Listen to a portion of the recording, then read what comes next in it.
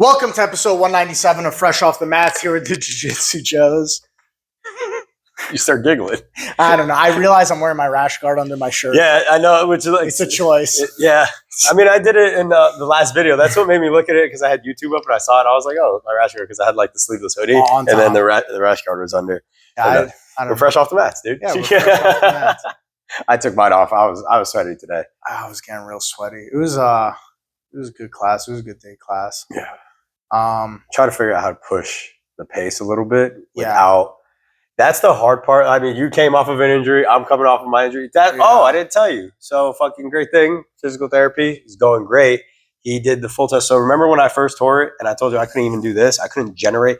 There's a machine. You put it against it. You push against it and it can tell you how much pounds of power force. you generate? Yeah. And all you need is at least 5 pounds for the machine to register. I couldn't even generate 5 pounds of force.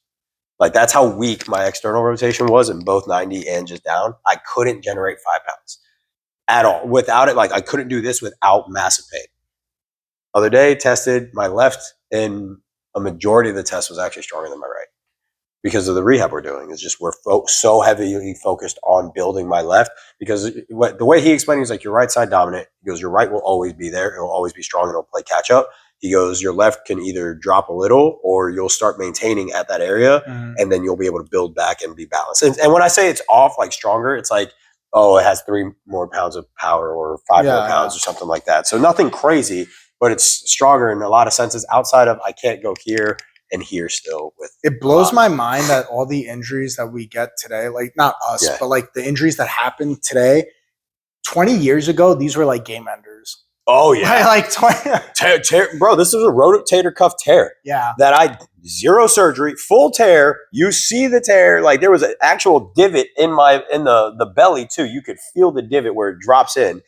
And people usually would be like, oh, that's it. You're done. That's it. You're done. That's like, you're not moving your arm anymore. You can't be physical anymore. You're going to be the guy 20 years. Oh, I tore it 20 years ago. Bro, fucking 7 weeks later. Bro, moving the shit, doing everything. It blows my mind also because like, I feel like a lot of it, I know this maybe is not true, but I feel like a lot of it was mental back then. Where a doctor, people believe doctors so much that if you went to a regular, like a average doctor and they're like, oh yeah, you're done. You can never do it again. They're just like, oh, I guess this is my life. Acceptance of like, that's part the of what professional is telling me I'm done, so I guess I'm done. 100%. Physical therapy is a young degree. Yeah. It's, I believe, 50 years old. So in the broad scheme of like medical care, it's very new. Yeah. And then also what we've learned just in the last 10 But the internet, I think the internet so that's what I'm saying is what we've been able to learn because take the 50 years. So that's going around the 70s to 80s, right? Yeah.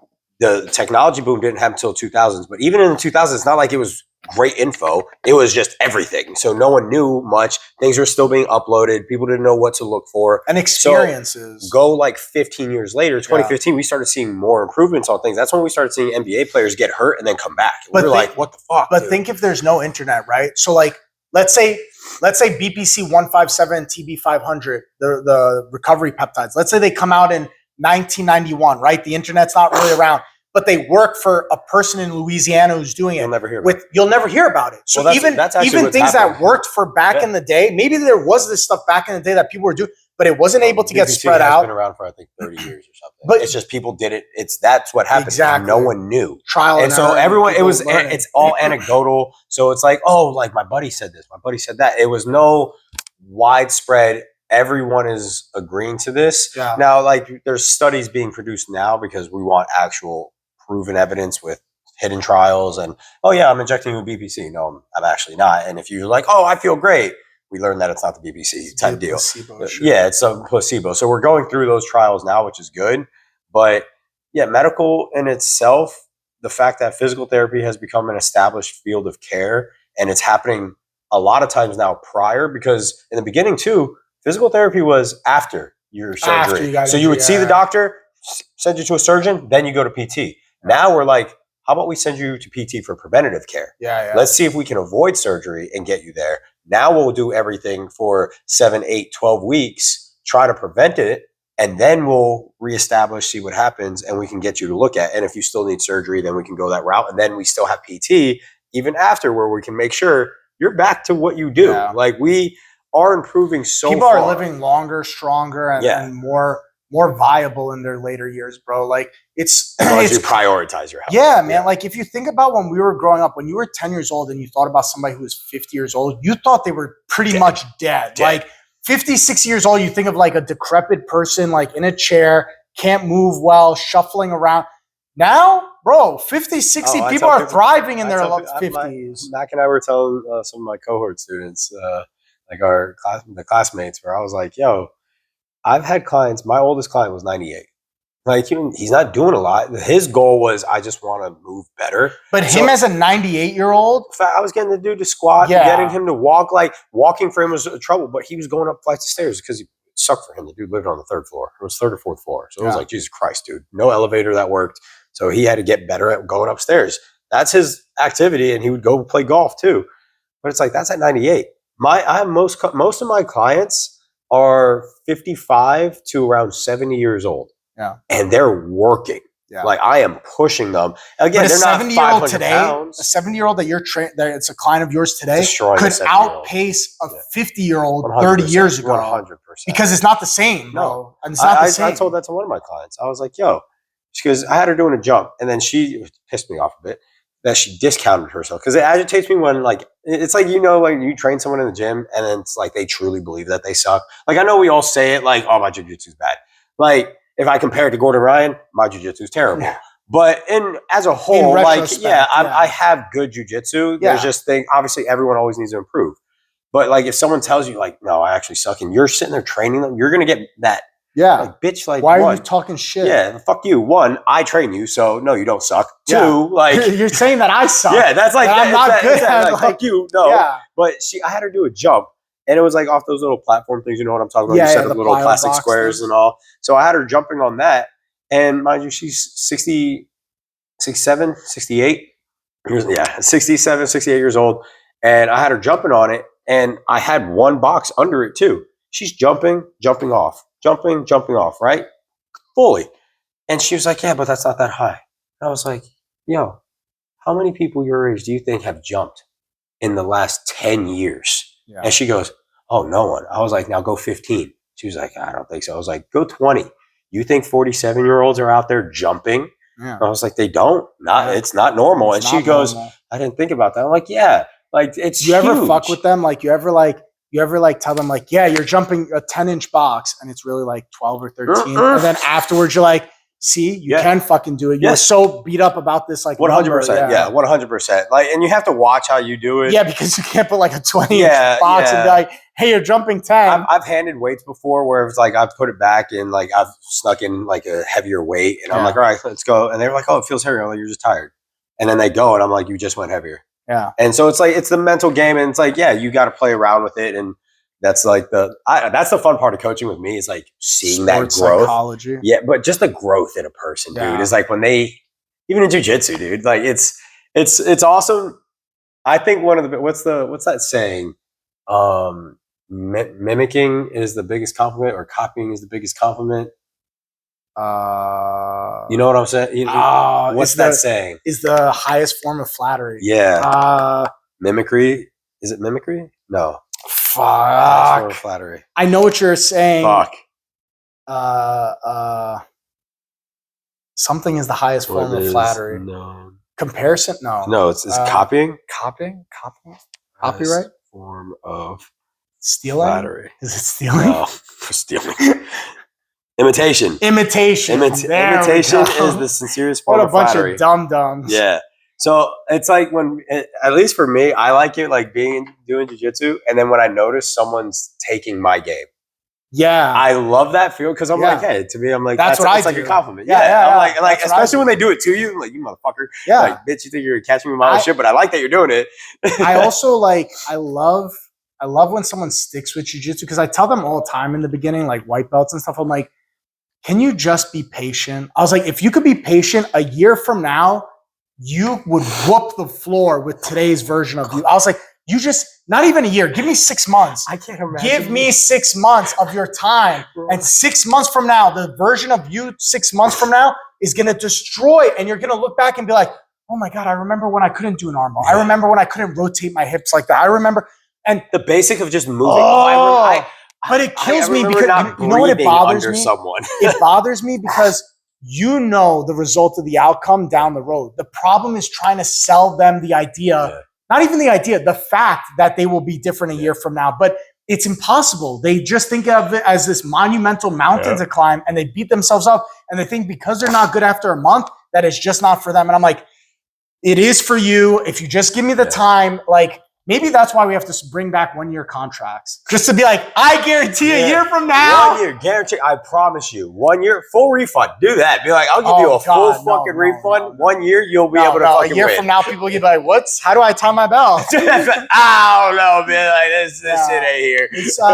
It's crazy, man. It's just so crazy to me. And like the sports psychology behind it all, like, bro, I've been getting into that a lot in the last like year. I want to say year and a half. Bro, people defeat themselves before they fucking go out there. And like the way you talk to like your students matters, bro. 100%. Like, bro, telling guys like Matt and stuff like, bro, you got this. And Rob, before he went to compete on Saturday, bro, go out there and just do it. You got this. You do this every day. You do it anyway. Yeah, I do it every day. Yeah, bro, when you roll with me, it's like all that sports psychology stuff matters, bro. The way you talk to like even your clients in fitness people who matters. like call it corny. It's like, go look at every professional. Doesn't matter, bro. All professionals do it. Kobe said that he would lie to himself and be like, I'm the greatest of all time. When he's in this league at the same time as Michael Jordan. Yes. You gotta tell if you don't believe in you, who the fuck is gonna believe in you, bro? We just told Elias that this morning because Elias has a tattoo convention coming up. Okay. And so we were telling him because he was just like, bro, because he's doing a competition. Is it like a comp where he has to draw? So all those tattoo conventions are also competitions for the tattoo artists. That. Yeah. So it's a convention for the people because you get to go, you get to see other artwork. You might be able to get a tattoo. Usually it's cheaper, but it's because the tattoo artist gets to choose. Sometimes it's just free. Okay. Like Mike is getting his whole leg done because it's Elias submitting it for the competition. For hopefully it can get up to podium. Okay, and he was like, yeah, I don't even think I'm going to get to podium. And so Mike and I were like, what are you doing? Yeah, like, why are you saying that? Yeah. And we were like, you're beating yourself before you even go up against competition. Like, brother, I was like, what are you like? Because when I told him, I was like, and I think it's this issue, and it's the same thing I see in jiu-jitsu. Everyone talks about humble. It's the same thing when you hear people talk about money and all. Bro, humbleness does not mean to beat yourself. Was it called self-deprecation? Yes. Yeah, bro. Self-depreciation. Yeah. The humbleness, I agree. You should be humble in jiu-jitsu. I don't go, but that's in the aspect of I don't go into Publix and walk around and be like, I'm the fucking baddest and I'm a beat up. Bro. That's humbleness is walking around. Bro, I keep quiet and people are like, you're so nice. You smile all the time. That's humbleness to not be arrogant. I don't need to you're not going to tell me my jiu-jitsu sucks. Oh, you're bad at this. No, that's not happening. That's not humbleness. No. That's somebody putting you down, bro. Like, and then people do it to themselves. And it's like, that's not being humble. That's not being humble. It's you're defeating yourself. So what we Am I Gordon Ryan? You said before, I'm not Gordon Ryan. But I feel like I'm better than 90% of the people. Also, if I want to go out and fight Gordon Ryan, I'm gonna tell myself I'm better. Yeah, like it's like whether it's delusional or not. When I was a brown belt, when I went against Jacob Couch, I'm gonna win. I'm gonna win. I looked at my phone and I remember telling you guys, I'm like, oh, Jacob Couch, like the name just because I never look up my opponents, but I looked up what time my bracket was, and the name is recognizable. Yeah. And I saw the team and I saw the name. I was like, it's the Jacob Couch. I don't give a fuck. Up until I tapped, I was out there like, I'm going to fucking be lucky today. I'm going to be the guy today because anybody in this world, it doesn't matter who you are, you could have the greatest luck strike at the same time that this guy has the worst luck. You don't know if when he's walking up, he slips or he tweaks something on the mat in the moment or he grabs you and he didn't stretch properly and he tears something. Anything in the world could happen. But if you beat yourself before you go out there and do the dance, that it doesn't work. It doesn't work, bro. It doesn't work. You can't. That's why I don't fear going up to the 230 bracket. I don't fear going up against unlimited guys because I'm going in there as anything could happen. I could go out there and I can mollywop this big guy. It doesn't matter because the weight. Thing is also like you'll see guys like, what is it? Where you just, I don't know, be delusional. That's fine. Like I am. It's good. I think it's fine. Like it's like when people would always get on me and be like, yo, you think you can do this? You think you do it? Like, and I would doubt myself, be like, oh yeah, you're probably right. And now I'm like, fuck you, yeah. Like, one day, 100%, I think I can do it. My goal is one day I'm going to be the most recognizable person at MagicCon. Yeah. And I don't give a fuck. I don't care because I know, and I think it helps from martial arts and a fitness perspective, and I think you'll understand this, is like, I know I could sit in the shit and eat this shit every day with a smile on my face. I could eat pounds of shit. I could get 2 views on my videos. It doesn't matter. I could grind it out and I could outlast every other motherfucker they get so upset. I've seen so many guys who are like, oh, I've been making magic videos for a year now and they haven't been doing well. I think I'm just going to quit. You're going to quit after a year? A year. A year, bro. Bro, most of it's 6. And because you know why? People look at social and they don't treat it like a business. Social is a business now. Yeah. Most businesses don't do well until after about 3 years. 100%. But that's most. Most fail first year in, and it's usually because they quit. Yep. So it's just like they're their own worst enemy. You stopped yourself. Most don't make profit until about 3 years in. They don't figure out the ins and outs of their business. And profit, when I say profit, it's like, yeah, your profit could be $20. Like Jim didn't make money till year six or 7. I fucking knew you were going to do it. That's why I hesitated. I don't remember if it was year 6 or 7, but the gym was not profitable in the aspect of there were a lot of times we took money out of our own pocket to pay the rent, and year 6 or 7 is when it broke even and we started to go green where, hey, I could give you $50. I could give me $50. We're like, it's starting to help with something. Yep. Bro, people don't understand that. They just want to quit on everything. And I made a video because I celebrated 5 years on YouTube with Magic. That was dope. But people quit all the time where they're like, oh, I don't have 1,000 viewers. Oh, I don't have this. Oh, I'm not sponsored. Bro, just sit in the shit for the longest time, bro. At some point, you're going to be okay. Yeah. But people don't want to do that. You know, and caveat to that is understand also how to maneuver, because I think that's a big issue too. Because recalibrate and readjust. Yeah, because people will do the same thing over and over. 10 years. And it's just like, hey, brother, it's not working. It's not working. You have to do it's. Oh, I'm going to do this. Hey, I built traction off of this. Let me work off of that and see. Oh, and then if it went somewhere, cool. You're on the same path. It should be like your client this. Lift 5 pounds forever and see any change? No. At some point, the 5 pounds is not. Yeah, you have to add more. I didn't show my face in videos. You gave me the tip to show my face in videos. So I started showing my face in videos.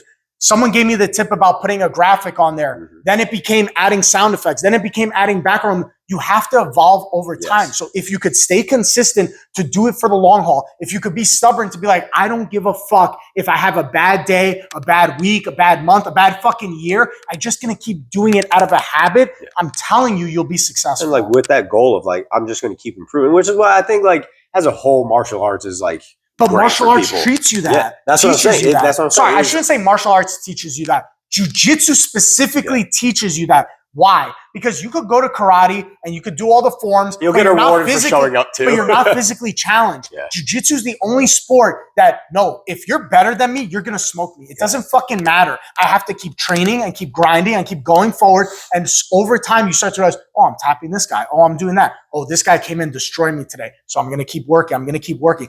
The physical challenge aspect of it and the mental capacity to say, I'm going to stick with this. Doesn't matter how awful it is. I'm going to stick with it through good times, bad times, even when it sucks. I'm telling you, this builds a mental fortitude that you could translate to other points in their lives and other points in your life. And that's why people say things like jiu-jitsu changed my life. Why? Because you took the concept of sticking with something even when it was hard and you applied it to real life. That's why it changed your life. It's not the martial art didn't change your life. And I see people like, they'll look at that and be like, oh, jiu-jitsu's not that. People look too deep into it. I'm like, it's because you're not utilizing it. You're not utilizing it. Like, utilize it where it could go further for you. Like, yeah, it's a hobby. Like, it is a big hobby for me. But it's the lesson of the hobby. It's the lesson of the martial art. That's what I never understand when people look at hobbies and stuff.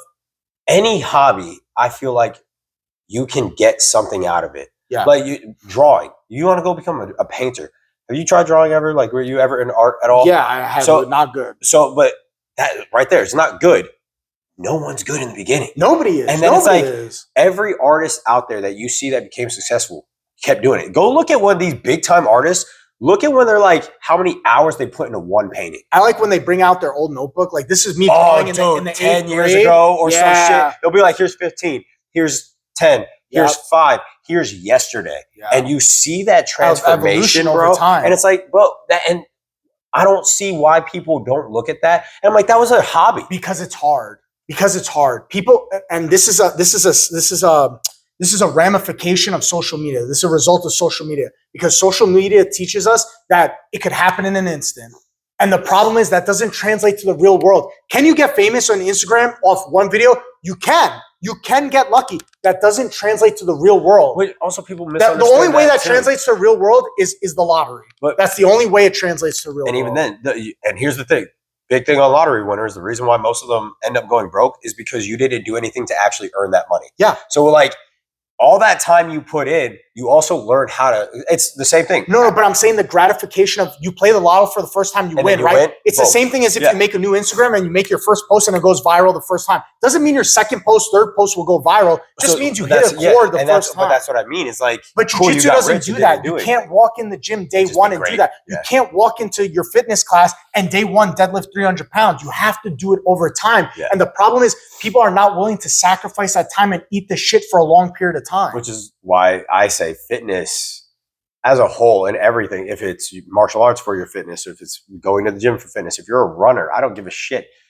Fitness is such a base. a base to win in your Yes. life because it's like that dedication. challenge it's that that you could that overcome. that you're also not overcome, that you're choosing to put yourself through 100%. on purpose. Yeah. It's difficult as long as like you're truly pushing yourself. And I'm not saying you have to kill yourself, but like you're getting uncomfortable and you're doing it every day and you have that schedule. It's teaching you to stick to something. It's teaching you long-term results. It's teaching you how to make a balance for something. Dude, the jump from going to a 10-pound dumbbell to a 15, that instant gratification, not instant gratification, but the gratification of like, when you have to go up and you're like, damn, this was easy.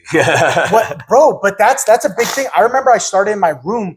I think I had I don't remember if it was a set of 10-pound dumbbells and a set of 15s or if it was a set of 15s and 20s, but being able to do the whole P90X workout with a heavier weight was such an accomplishment to me that like it makes me feel so good. Meanwhile, if you look at me today, to do 20 pounds is nothing. That's a warm up. It's nothing. But what I'm saying is that's what fitness does for you. It builds that confidence over time as long as you challenge yourself. And that's where I'm saying is like people they underestimate it a lot. And they overestimate. I love it. Andy Frisella says this. He was like, people overestimate what they can do in a short amount of time and underestimate what they can do in a long amount of time. Yeah. And that's true. It's like people are going to be like, oh, in a year from now, I'm going to be the greatest thing ever. It's like, why not 10? Yeah. Why not think about it in 10 Why are you years? trying to rush it? Yeah, like why and that's it. That's what he goes usually off of. It's like, why rush it? Yeah. He's like, everything you learn in that time frame is so important as well. Like, and your life becomes better. The big aspect in jiu-jitsu, I could say the best thing for that, and I was just talking to my PT about this, is every white belt that comes in usually drops like 20 pounds. Yeah. Right? 15, 20, 25 pounds. Because like, think of all the muscles they don't use on the daily. They come in, they're rushing everything. They're trying to rush. They're breathing hard. They're flexing everything. They don't know what to do.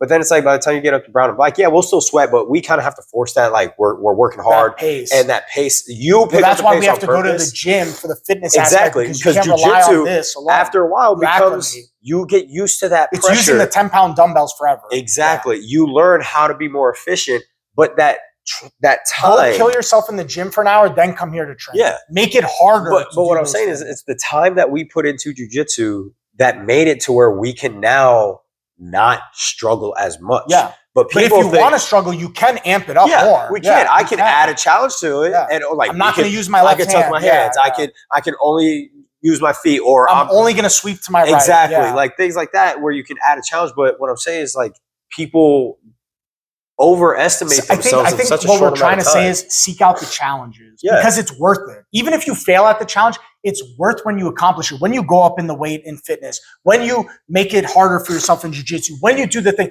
The problem is that people don't want to be challenged in their everyday life. They want to smooth comfort. coast. Yeah, Comfort. bro, embrace challenges, Yeah. bro. Embrace them. It's good for you. I'm embracing the challenge of walking. I saw that.